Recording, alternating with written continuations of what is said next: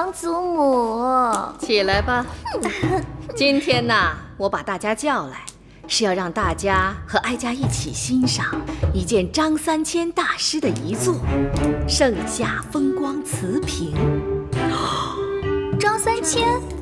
哎，那瓷瓶不是已经失传很久了吗？哀家也是因为机缘巧合，偶然间得到了张大师的这件作品。想必是瓷瓶本身也愿意让懂得的人拥有和欣赏它吧。啊，皇祖母，既然这个瓷瓶这么珍贵，今天来了这么多人，万一不小心谁碰碎了，那可怎么办啊？哦，再好的作品，也要拿出来跟大家一起分享啊！拿上来吧。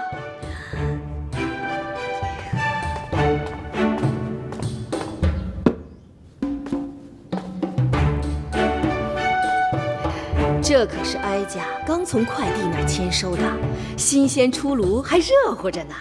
哀家还没来得及看，就是为了在这样的一个时刻和大家一起欣赏。准备好了吗？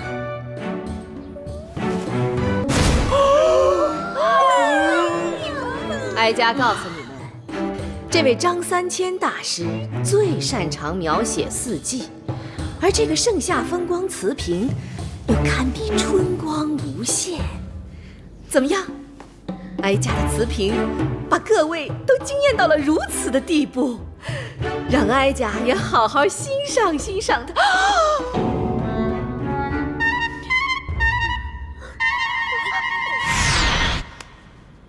真是春光无限呐！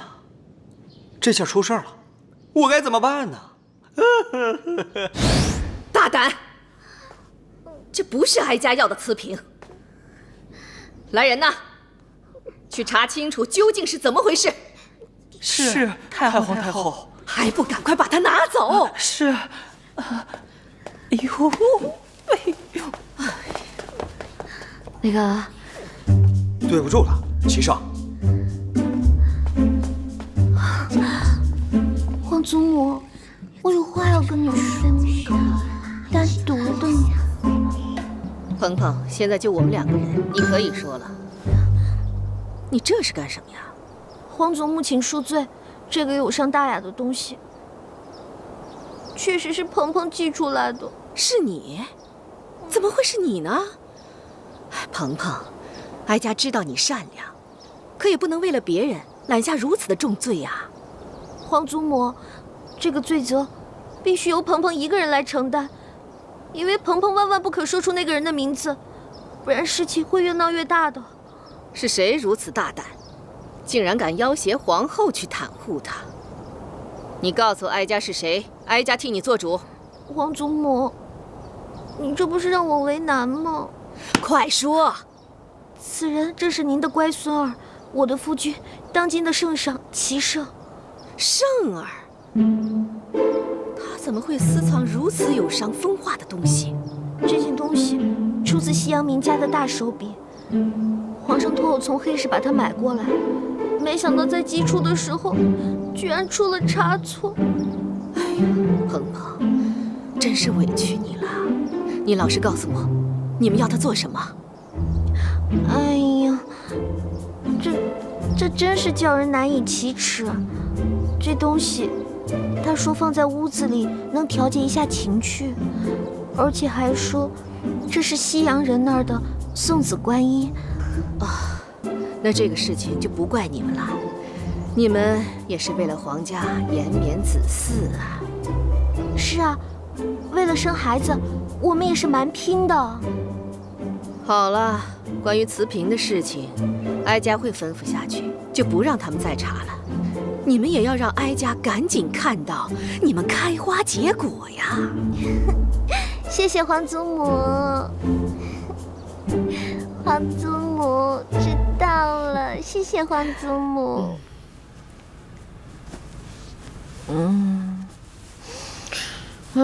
宝贝儿，快给我揉揉头，好好放松放松。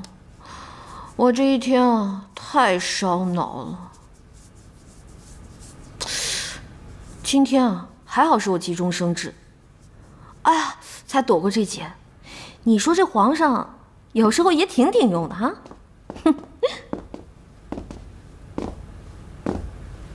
把东西放下，先退下吧。是。你也先下去，朕有话要和皇后单独说。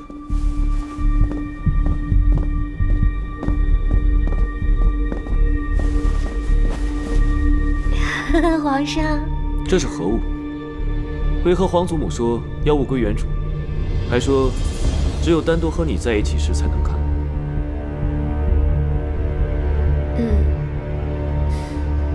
这东西你还没看？哦，野史！哎呀，一定是你最近太疲劳了，才会起这个东西。哎呦，喝口水吧。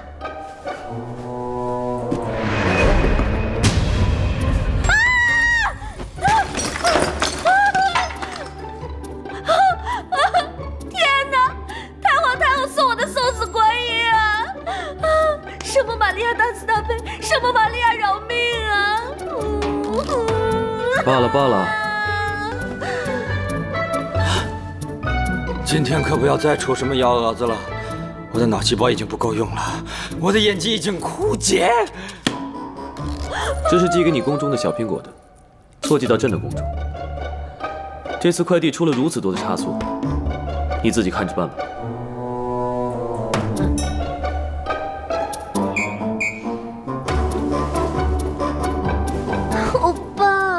好辛苦，我来给你按摩好不好？再给你唱首歌。你是我的小呀小苹果。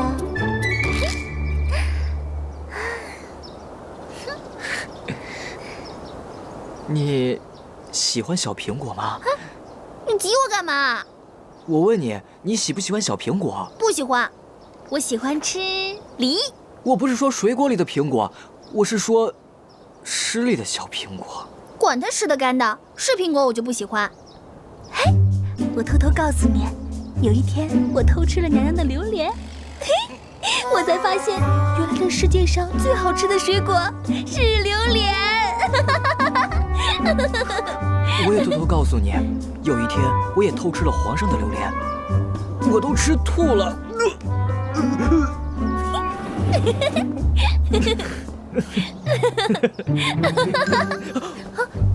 皇上吉祥。回宫。怎么还不走？皇上，3米呢？现在不用了。奴才谢主隆恩。回去我偷皇上的榴莲给你吃啊。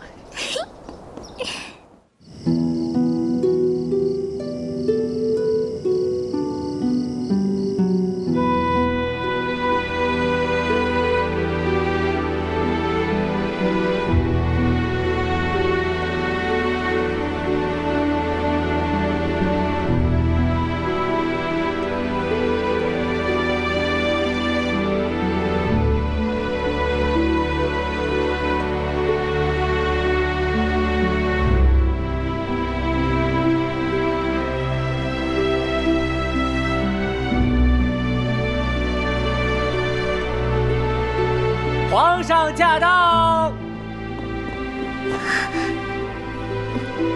你让皇上等我一下，我很快就回来。哎，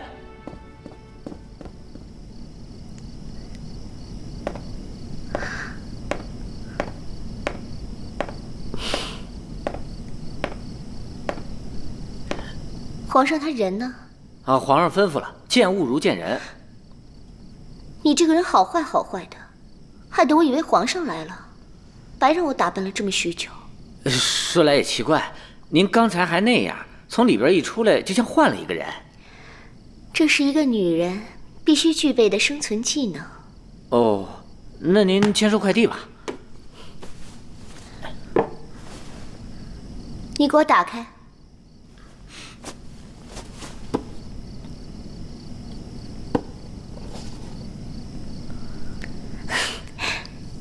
皇上待我可真好，居然送我佛手柑这么贵重的水果。这送人水果哪有掰成2半的？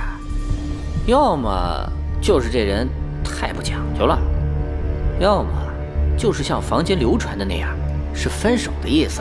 分手？要不然皇上至于连一个整水果都不趁吗？这位娘娘，我还有下一单呢，您还是快签收了吧。他要和我分手，这一定是弄错了，我不签。哎，您别不签呢，早知道我就不告诉您真相了。我听说前些日子快递不是出了差错吗？您这个是 VIP 专用物流通道，不在那次送错的范围内。我不管，你把这什么破釜手干给我送回去！奴才办不到啊！你不是飞毛腿快递吗？我是飞毛腿没错，可是我们那边不让接私活。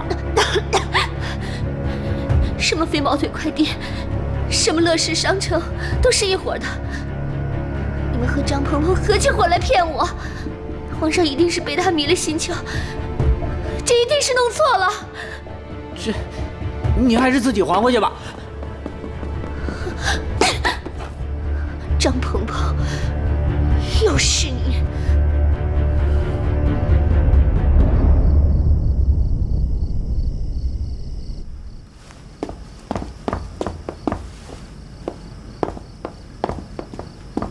收拾的怎么样了？给太皇太后请安。起来吧。你们两个是他们最信任的人，而哀家又是他们的长辈，他们努力了这么长时间都没有结果，咱们可得帮他们一把。嘿，太皇太后，您对我们家皇后娘娘可真好。记住啊，一定要温馨、浪漫、甜蜜。把蜡烛都点上，把花也都插起来吧。我来。太皇太后，您怎么知道我们家皇后娘娘会喜欢这些啊？哀家可不知道，不过哀家知道成祖当年对哀家用了这招，哀家很是受用。那希望我们家皇后娘娘也能喜欢。你们快把这儿收拾好。哦，哀家还要去看看衣服准备的怎么样了。这太皇太后又使什么幺蛾子？我脱了啊！哎，不说话我可脱了啊！哎，你们啊，皇祖母，鹏鹏，他们都伺候你把衣服换好了吗？那你裹着个破袍子干嘛呢？快脱了。你确定要看？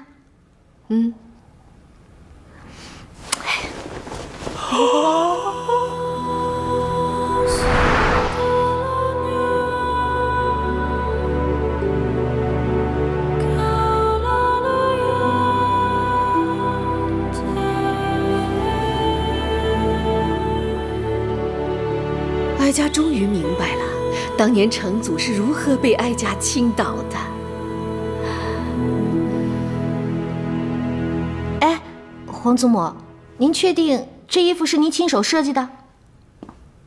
当然了，要不皇祖母怎么会让你来当模特呢？鹏鹏，我告诉你啊，我最近对这个服装设计呀特别感兴趣。我还让人家从西洋给我请来了个裁缝，裁缝叫什么来着？叫维多利。维多利。啊，皇祖母，我想起来了，您说的那个人是不是叫 Victoria？ 对，就是这名字。哎，怎么说来着 ？Victoria。哦，魏托伊呀，对。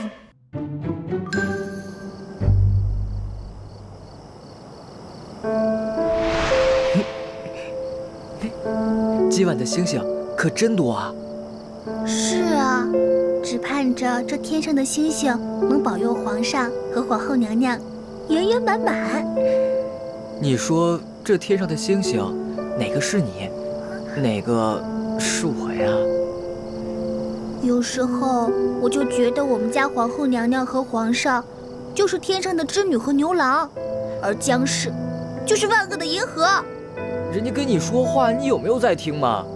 说什么呀？我警告你啊，你可别对我起什么歪心眼儿，你可别忘了自己的身份。我什么身份？我可是总管级的太监。什么级都白搭，再是总管你也是个……就不用我多说了吧？你凭什么歧视我？皇上都已经昭告天下了，歧视残疾人那是触犯律例的。我虽是太监，也是有尊严的，也是有我自己的感情的。没有瞧不起你，我只是嘿嘿瞧不上你。皇上吉祥！是谁瞧不上咱们家强公公啊？皇后有何要紧事？要把朕这么着急叫来？皇上，您去了便知。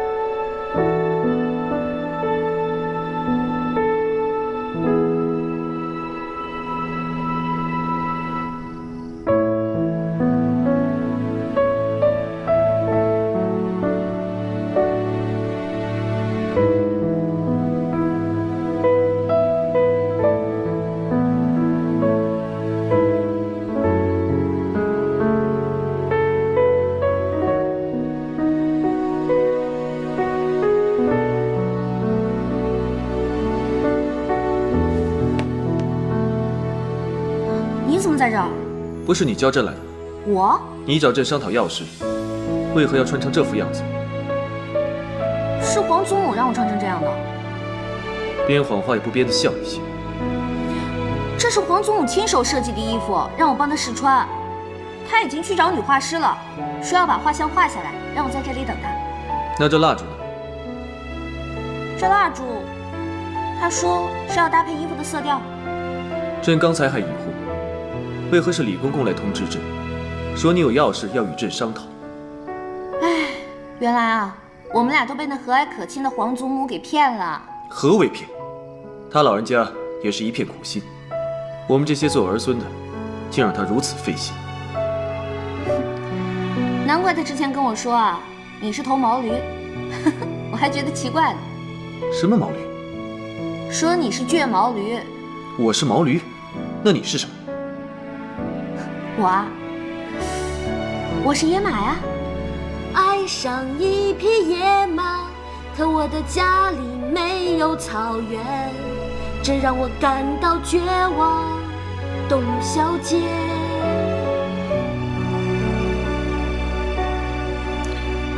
看来朕今夜要在你这儿委屈一晚了。哎，你先跟我说清楚，为什么是委屈啊？哎。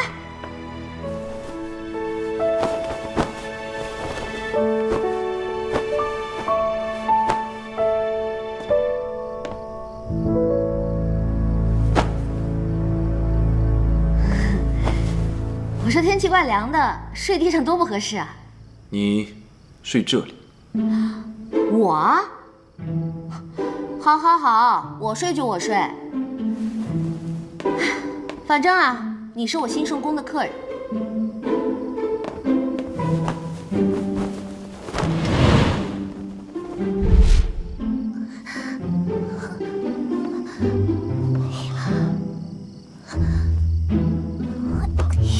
好位置都被你占了。这是风口，我给你挡风呢。看来哀家的方法是奏效了。一会儿哀家走了以后，绿篱不许让任何人打扰他们，知道吗？放心吧，太皇太后，要是有人敢坏我们家娘娘的好事儿，我就跟他拼命。嘘嘘嘘。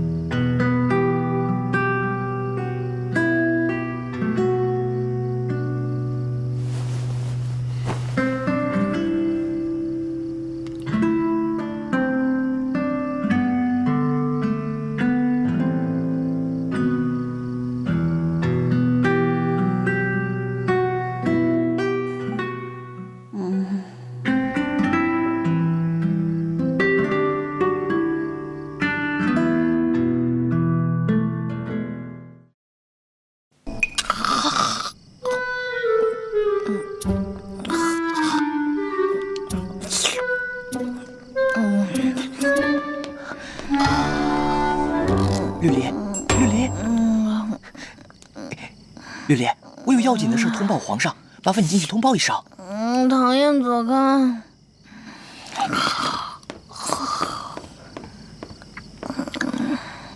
皇上，皇上，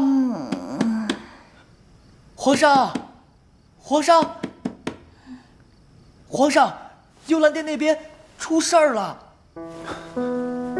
听着像是幽兰殿啊。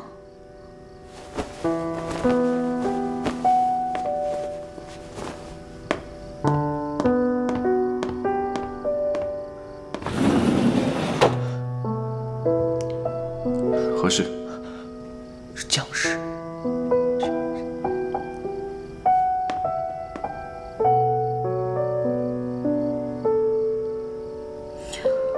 你走吧，你走了，我就可以睡我香甜柔软的床了。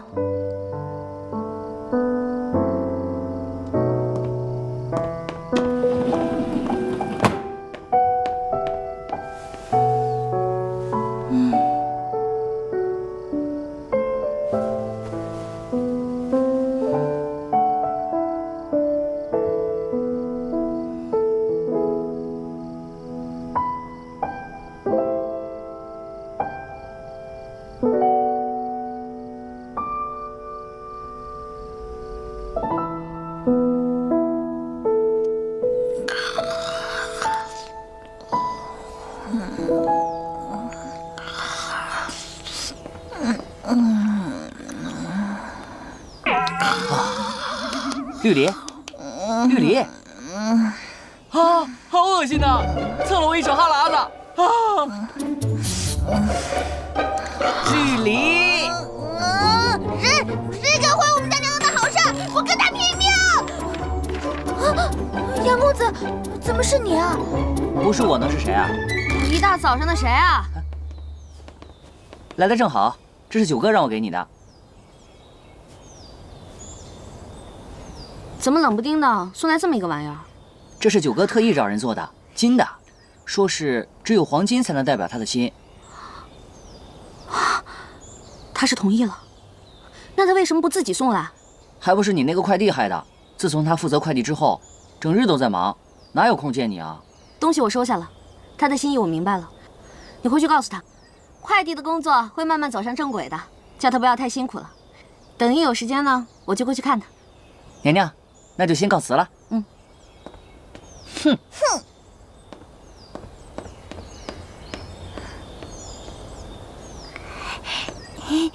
娘娘，皇上他人呢？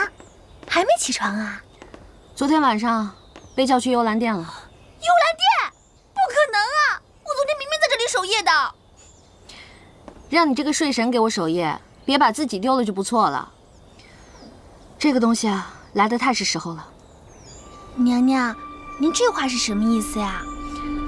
今天早晨我还在想，昨天晚上那一出，算是让齐生的心计显露无遗了。他迟早是要把江氏扶正的。如果在这个时候还不为自己打算，不就如同在等死吗？娘娘，那跟这个三角有什么关系啊？九王送了我这个三角，也就是让我吃了一颗定心丸。从现在起，我与九王就是同一战线的战友了。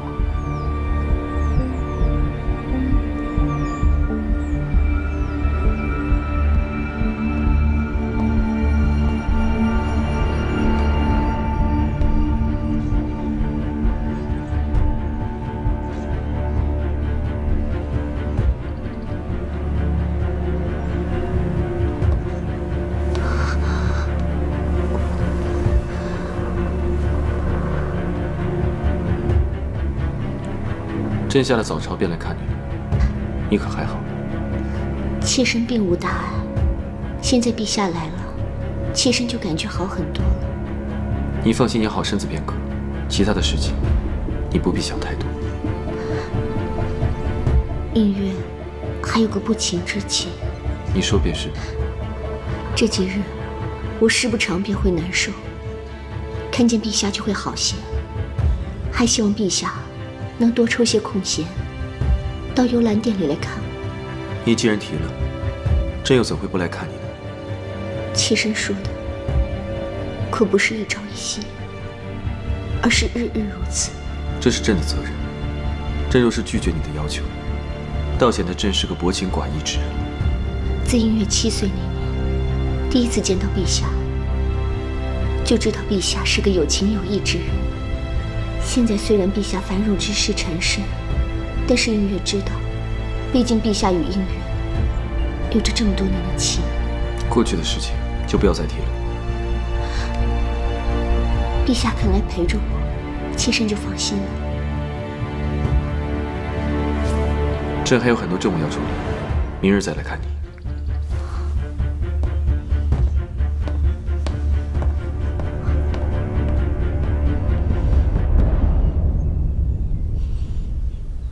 挂哪儿呢？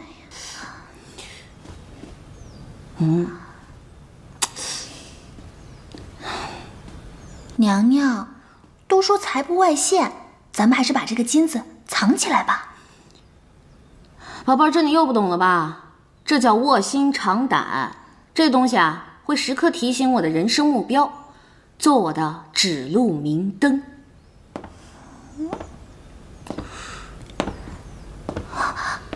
娘娘，娘娘，干什么呢？这个灯歪了。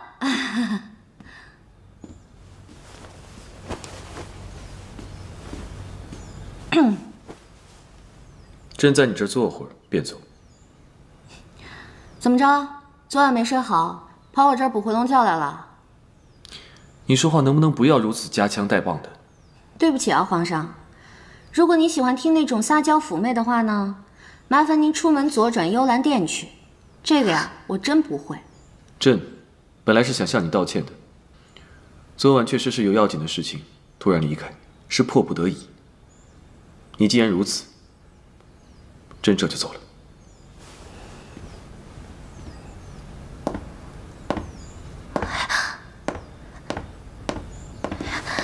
娘娘，你怎么能这样跟皇上说话呀？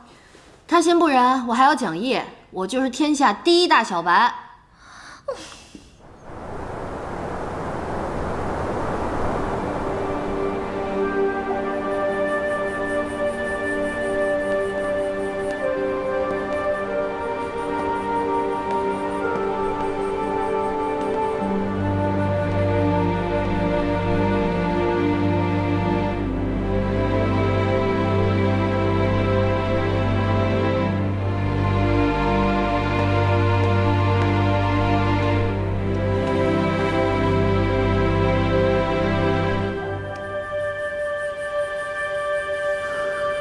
太医已经处理过伤口了，妾身现在已经好多了。你为何要做这样伤害自己的事情？妾身觉得对不起陛下。此话怎讲？臣妾怀了陛下的孩子，太医说已经有3个多月的身孕了。是因为对不起陛下，妾身知道，现在这个时候来这么个孩子，就是给陛下添麻烦，所以妾身才想，不如和这个孩子一起死了算了。你说的这是什么话？音乐明白，陛下留音乐在这空中调养，已是极大的恩赐。可如今这个孩子，是所有人都容不下的呀。你放心，朕定会尽力保全这个孩子。陛下保了他又能如何？他活在这世上，只是一个无名无分，连和自己的爹都无法相认的可怜孩子。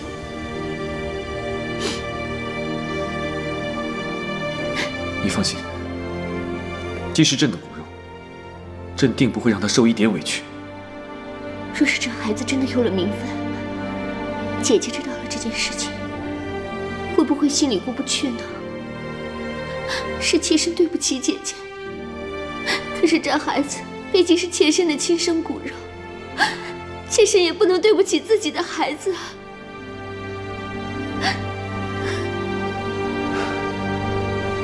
皇后那里，朕朕会亲自去说的。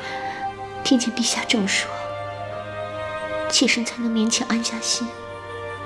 你好生休养，朕还有要事，先走了。不知陛下明日能否来看妾身和孩子？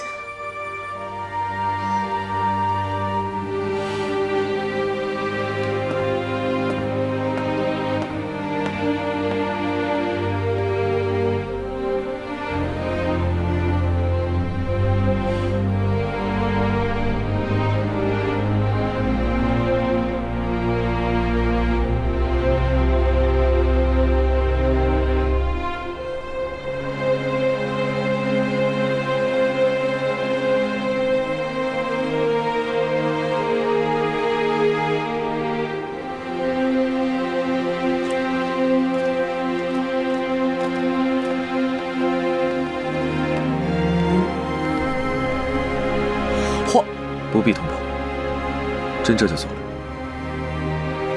您不进去了？朕不知该如何向他解释，他知道了一定会很伤心，就让他再无忧快乐的过几日吧。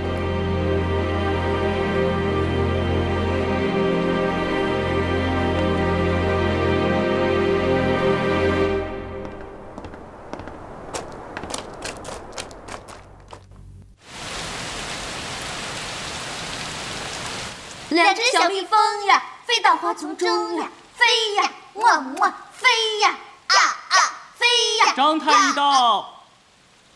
小张，我没叫他呀。娘娘您忘了呀？咱们宫里太医要定期例行为娘娘把脉，看一下可否有隐藏的病症。好，把他叫进来吧。嗯。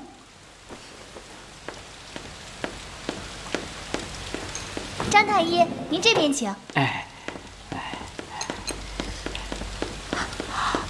微臣给皇后娘娘请安。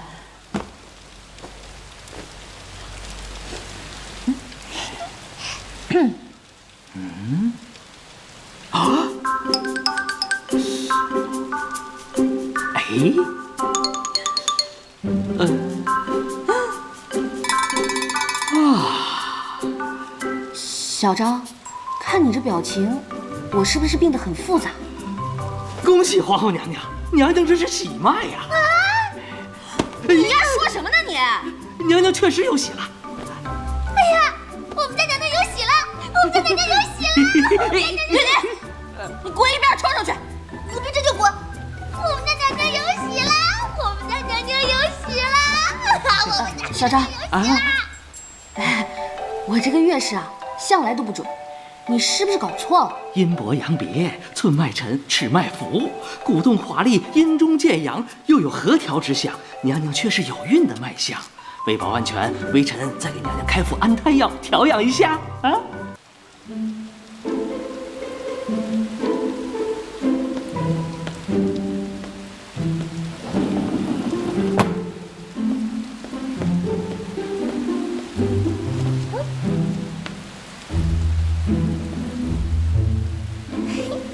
娘娘，您该起来了，快起来吃点东西。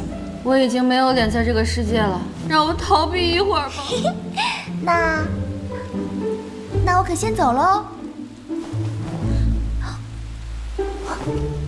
娘娘，我先下去了。站住！你手里拿什么东西啊？没什么。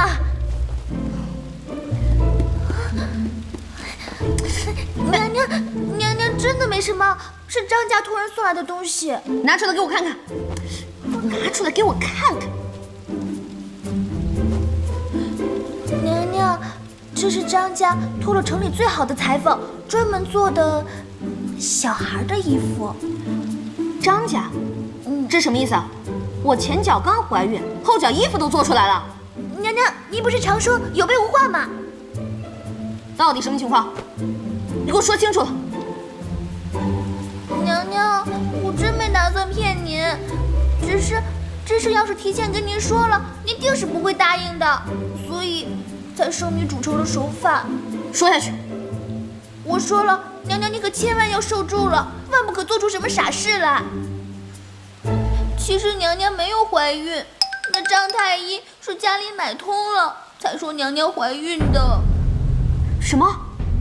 我没怀孕。太好了！哎，过来。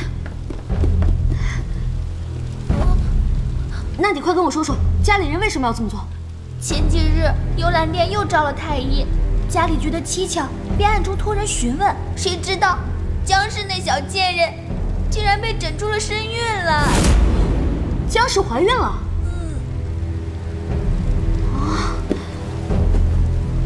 难怪皇上前段时间去幽兰殿了，原来是为了这事儿。娘娘，你可一定要忍住啊！就算是打掉了牙齿，也要活着写。我肚里咽。你再说一遍，怀孕的不是我，是江氏。家里人怕江氏有了身孕便可肆意妄为，于是便收买了张太医，将娘娘也把出喜脉了。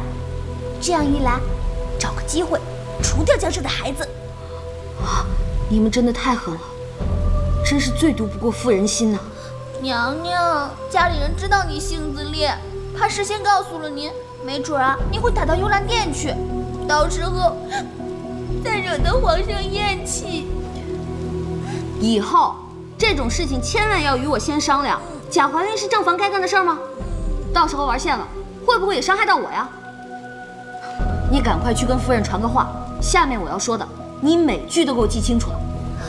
娘娘您说。第一，江氏肚子里的孩子必须保住，这件事情我另有安排。第二，齐胜不是傻子，赶紧叫家里想办法，把我肚子里这个假货名正言顺的拿出去。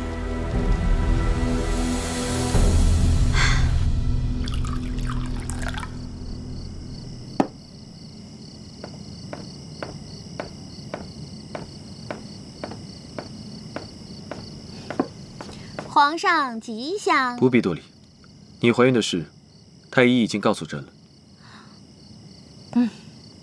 就算太医不跟你说啊，你也知道了。今天早上绿篱啊，在我宫门口发羊角风，闹得沸沸扬扬的，整个宫都知道了。有什么吃穿用上的需要，尽管和内务府提。皇上，你也别因为我有了身孕，就冷落了幽兰殿那边，毕竟那边也需要您啊。你知道了。哎，皇宫就那么大，有什么事儿能瞒得住啊？再说了，这又不是什么坏事儿，我们大家都为您高兴呢，是吧，强公公？你这是在说反话吧？朕并不是有意要瞒着你的，只是那天你的态度，令朕实在无法开口。皇上，我可是真心实意的为你高兴。你高兴什么？我为皇上高兴，为江妹妹高兴，也为我自己高兴。替你自己高兴是为什么？因为怀孕的不是我啊。皇上，你看哈，如果我跟江妹妹各生一男一女，就太好了，将来也是个伴儿。皇上呢，也早日儿女双全了。所以啊，我是真心实意的为你开心啊。别说了。哎呀，皇上，你可千万别因为我冷落了江妹妹，你就大胆放心的去照顾她啊。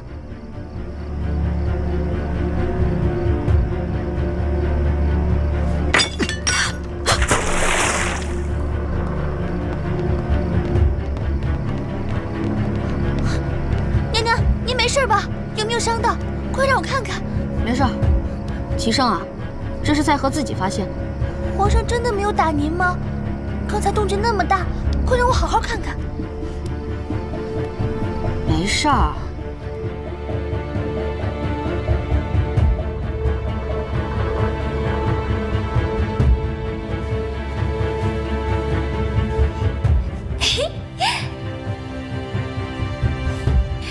娘娘，娘娘，您看这小衣服多可爱呀！可爱，可爱有什么用啊？您真就不打算自己生一个？我？让我去生孩子，还不如让我去死。等您真有了孩子呀，就不会这么说了。哎呀，我这怀孕的消息一传出去，怕是要几家欢喜几家愁了。可不是嘛，江氏那头呀，肯定恨死娘娘了。我说的不是他，江氏是怎么想的，我真的没有心思去猜。只是九王这一次一定是受到了很大的困扰。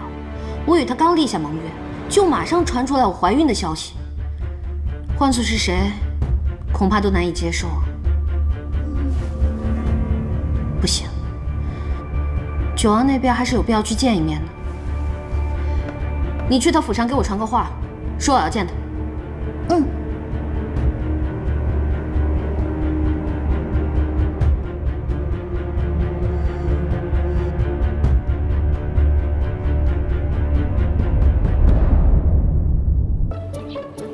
我朝的人啊，真是有情趣。这厕所旁边就是花园，上厕所的同时，顺便把风景也给看了。你别告诉我，这厕所的选址也归你管啊？还是说正事儿吧。我找你来是想告诉你，有关我怀孕一事，其实是张家人的意思，我并没有怀孕。你我二人之间的盟约也不会受到任何影响。我了解。九王真是料事如神啊！那我再跟你说一件你绝对不知道的事：江映月怀了齐胜的孩子。我已知道此事。那九王对此事有什么看法？那就略陈拙见了。本王以为江氏现在的身份见不了光，但只要生下皇子，齐胜为了不委屈那孩子，必然会叫江氏改头换面。这一点正是我们可以利用的。只要皇上这样做，届时张家与本王借着齐胜有备纲常，齐齐发难，想必会一呼百应。你说的太对了，江氏是容不下我做皇后的，她早晚会给齐胜吹枕边风，取代我的后位。可到那时，满朝的文武大臣，皇亲国戚，哪一个又会容得下这个蛊惑皇上、乱了纲常的女人啊？九王，如果我是宇宙智商第一的话，那你就是老二了。虽然你说的话我听不太懂，但是现在还是觉得挺有意思的。现在的重中之重就是保住江氏的孩子，我得赶紧和张家通个气儿，让他们万万不能动了江氏的孩子。是，我们现在什么都不需要做，只要看着齐胜一路错下去，一定会抓住他的把柄。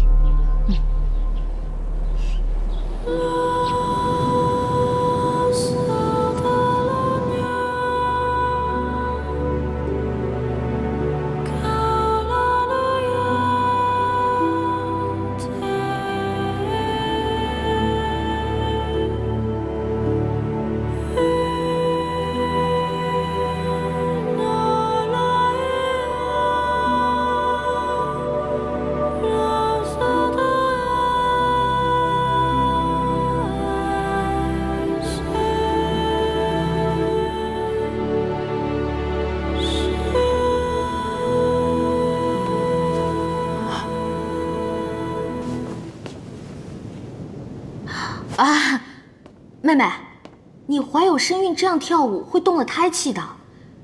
哎呀，不过妹妹这个舞姿啊，真是倾国倾城啊，难怪齐……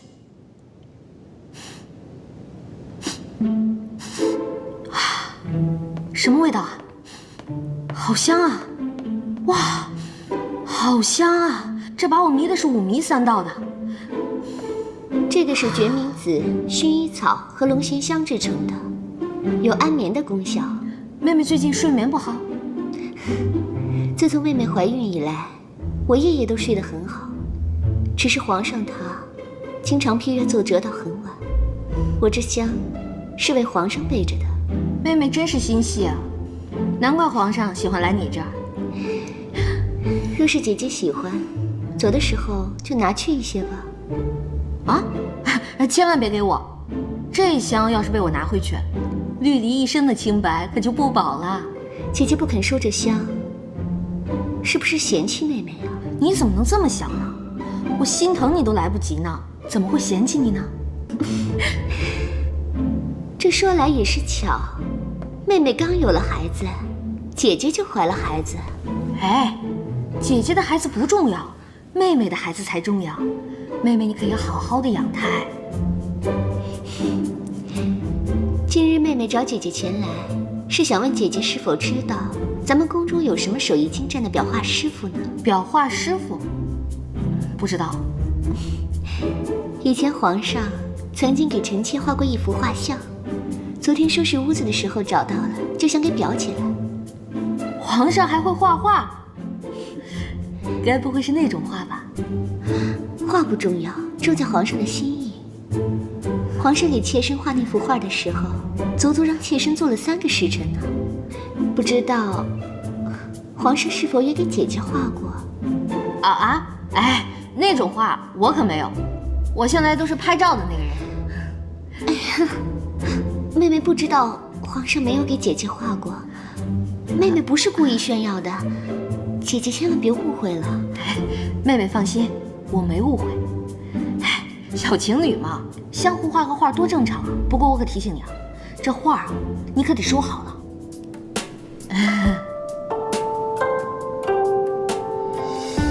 哎呦，僵尸把画给丢了，这可是恶有恶报。真不知道他丢了什么画，说的那么宝贵。听说啊，僵尸称那幅画是皇上亲手为他画的，他还说皇上只给他一个人画过。我呸！什么叫只给他一人画过？我那儿也有一幅呢。有一次啊，皇上在我那儿喝多了酒，兴致大发，硬是让我一动不动，足足做了几个时辰，也跟我说这画是给我一个人画的。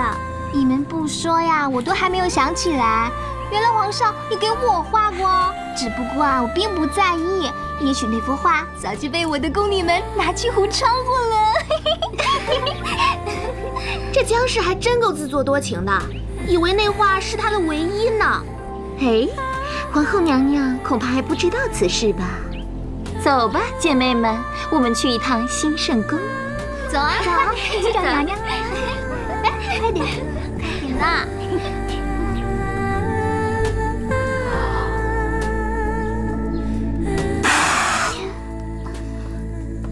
我偷他画像哟，看来娘娘果真是不知道呀。这僵尸早已把幽兰殿闹得人仰马翻了，说是皇后娘娘偷了她的画像，嚷着要见皇上呢。他爱见谁见谁，他见天皇老子我都不怕。告诉你，他人我都摸过，我偷他画像干啥？他哭着嚷着说是娘娘您嫉妒皇上给他画画呢。娘娘，皇上果真没有给你画过画吗？没有了。别让僵尸那恶人先告状，到时候啊，真的是跳进太液池也洗不清啊。行了，你们在我面前挑事儿是没有任何效果的，都散了吗？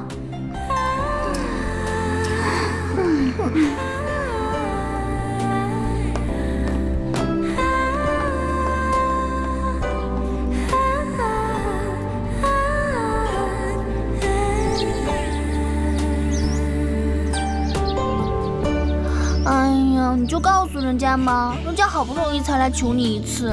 不是我不说，是我真不知道啊。皇上正在书房里安排人手探查此事，结果还不得而知呢。那你知不知道，僵尸丢的是什么画像啊？为什么我们家娘娘就没有？其实这画没有也罢，你回去告诉皇后娘娘，这事儿不用放在心上，因为这画像几乎我们后宫里人人都有一幅，就连我也有一幅呢。啊？你也有？上次皇上喝醉了，就给我也画了一幅。人家也想让皇上给我画一幅画像啊。那照现在这个情况呢，我们家娘娘没有才是好事呢。这画像也不是什么稀罕物件。我这就回去告诉娘娘。这个卸磨杀驴的丫头，就不能和我多聊2句吗？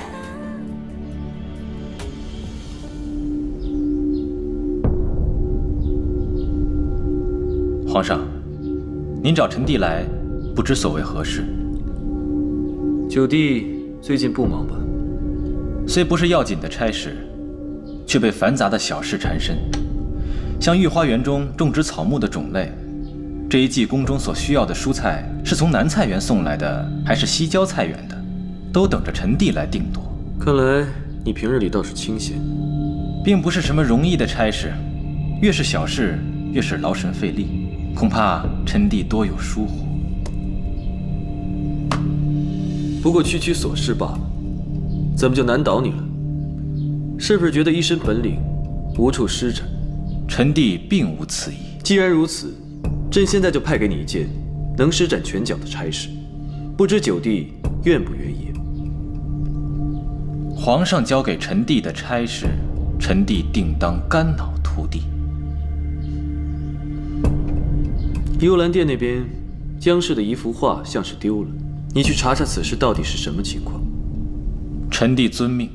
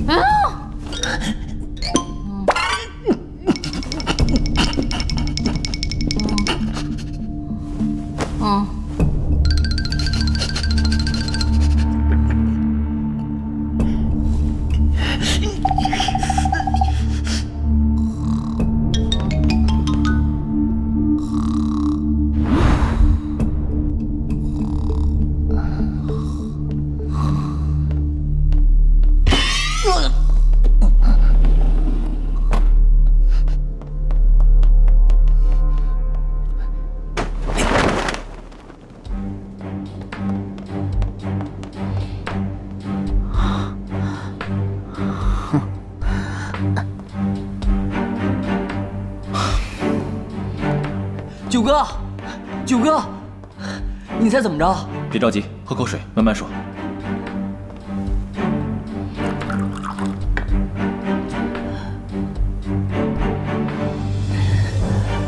姜氏丢失的那幅画，果真在女神姐姐那儿。你可看清楚了？错不了，在女神的衣柜里有幅姜氏的画像。鹏鹏并不是那么小肚鸡肠的人，更不会为了一幅画像争风吃醋。可证据确凿。我相信此事并非他所为。怎么看这件事跟皇后娘娘有拉扯不清的关系？皇上命九哥来彻查此事，恐怕是皇上故意的试探。如果万一不是他偷的画，那可怎么办啊？明日一早，你随我去一趟兴盛宫。那只能如此了。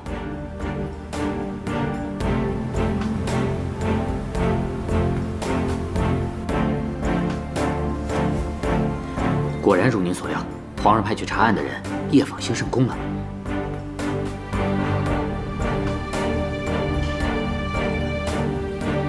你确定那是皇上的人，并且已经看见那幅画了？确定。那人发现那幅画之后，又放回了原处。如果是帮他的人，就会把画拿走了。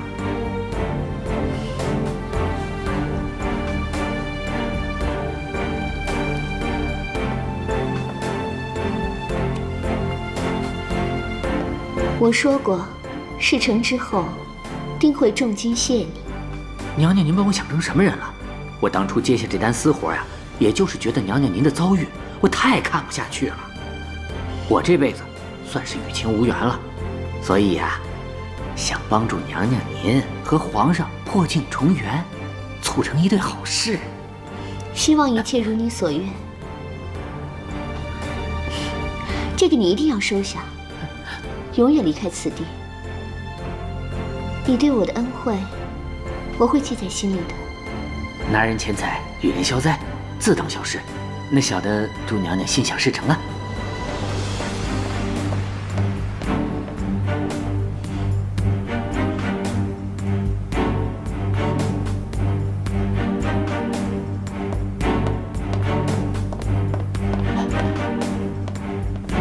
皇上。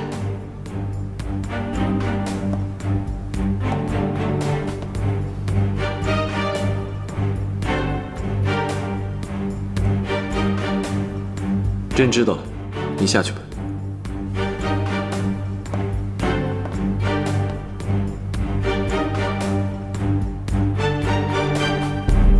两只小蜜蜂呀，飞到花丛中呀，飞呀，飞呀，飞呀。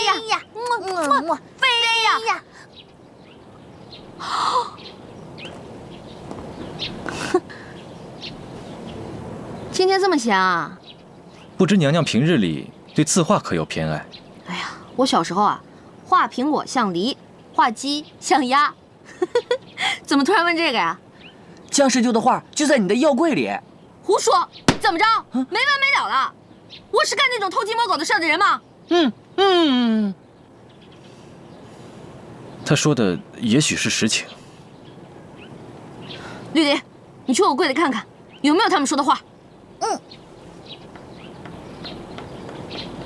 本王是相信娘娘的，可是皇上命本王彻查此事，总要有个交代。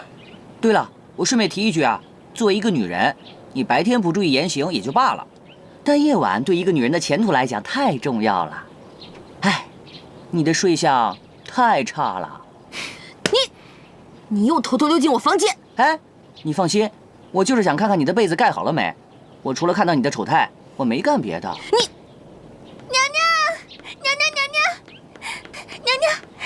你的药柜里真的有一幅画。要如何处置此事，一切皆听娘娘的安排。本王大可装作什么都不知道。不用你替我担这么大的责任，一人做事一人当。到时候有什么你就直说，不用护着我。咱们现在去找齐胜讨个说法。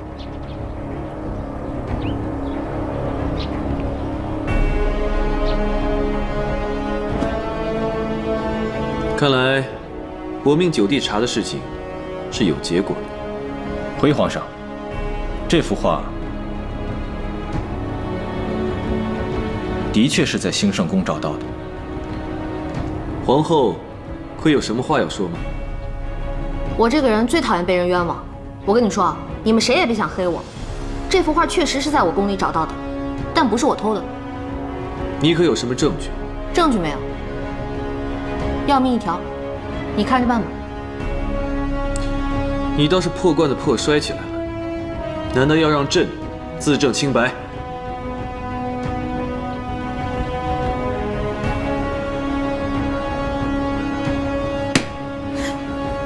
九王，朕命你查办此事，你却如此办事不力。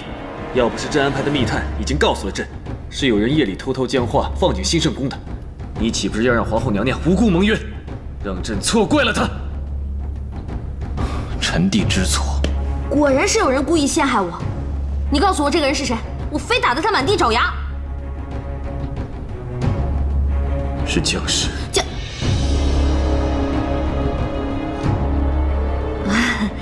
想必是妹妹记错了。这件事到头来也算是真相大白，我也没什么损失。皇上，您千万不要责怪妹妹了。如何处置，我自有分寸。哎呀，处置什么呀？还不是你那幅画闹的。你说你又不是张大千，干嘛到哪儿都留幅画呢？朕是在练自己的丹青技艺罢了。以后啊，你不管到哪儿，只要在那门上刻上“齐胜到此一游”就行了，用不着画画那么麻烦。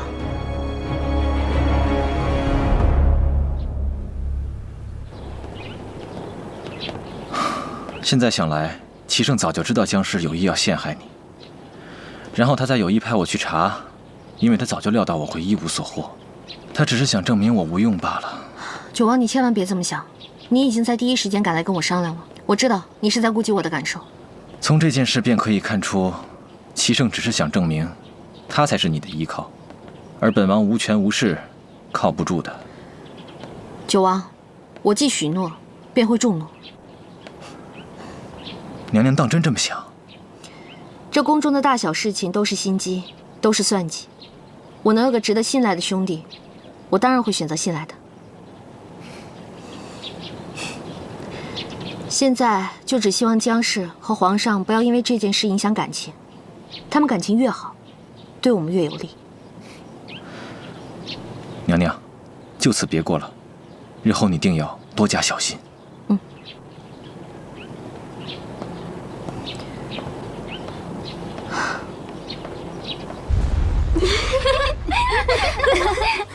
聊什么呢？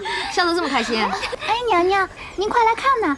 娘娘们把皇上的画像都拿出来了。来，娘娘，你先看看人家的。就这，还丹青？娘娘，您看我这个，每个娘娘都有一幅。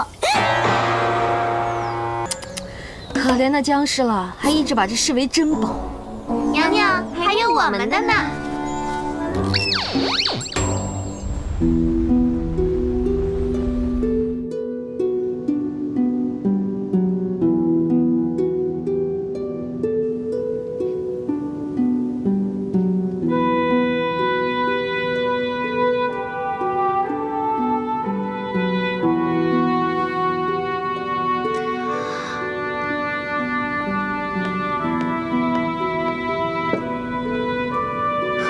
是皇上来了吗？娘娘，皇上并没有来，您该喝药了。你给我滚出去！是。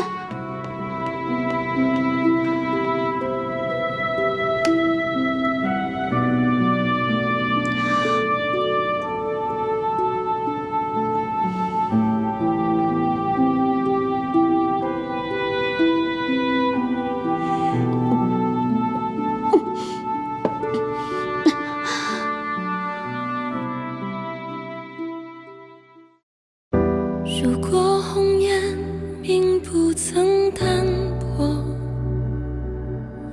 这世间有没有传说？身为飞蛾，若是不敢扑火，这宿命凭借什么闯过？